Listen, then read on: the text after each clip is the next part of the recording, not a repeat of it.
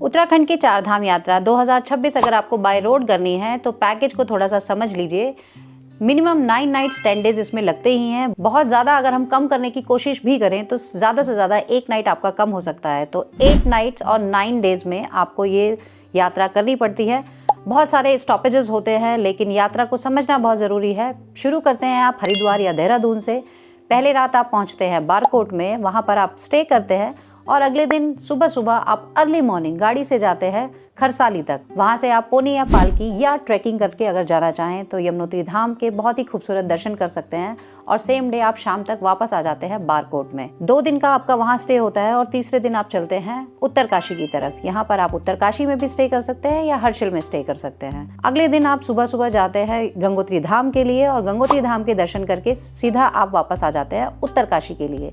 यहाँ पर आपको उत्तरकाशी में रहना इसलिए जरूरी है क्योंकि जो अगले दिन की यात्रा है वो बहुत लंबी हो जाती है। गुप्तकाशी को पहुंचने के लिए कम से कम 7 से 8 घंटे, हो सकता है 9 से 10 घंटे भी कई बार लग जाते हैं ट्रैफिक जैम की वजह से। गुप्तकाशी पहुंचने के बाद आप 1 नाइट स्टे करते हैं और अगले दिन सुबह सुबह निकल जाते हैं सोनप्रयाग के लिए, क्योंकि सोनप्रयाग तक ही आप गाड़ी से जा सकते हैं। उसके बाद आपको शेयरिंग कैब्स में जाना पड़ता है। भीड़ भाड़ और धक्का मुक्की तो होती है, लेकिन बाबा के दर्शन जिसको करने हैं वो पहुंचता है गौरीकुंड तक और वहां से पोनी या पालकी या ट्रैकिंग करके आप पहुंचते हैं केदारनाथ धाम के लिए। 1 नाइट का समय आपको वहां पर देना पड़ता है। सुबह सुबह बहुत ही खूबसूरत बाबा के दर्शन होते हैं। रुद्राभिषेक करना है तो वो भी आप कर सकते हैं। सारी जगह पर दर्शन करके ब्रेकफास्ट के बाद आप नीचे उतरते हैं सोनप्रयाग तक और वहां से अगर आपको जाना है त्रियोगी नारायण मंदिर तो वहां पर भी आप दर्शन कर सकते हैं या फिर आप वापस गुप्तकाशी में आकर स्टे कर सकते हैं। उसके बाद अगले दिन आप निकलते हैं बद्रीनाथ धाम के लिए। ये भी एक लंबी यात्रा है क्योंकि 9 से 10 घंटे आपको लगते हैं। शाम तक आप पहुंच जाते हैं बद्रीनाथ धाम में। 1 नाइट का स्टे वहां पर भी होता है।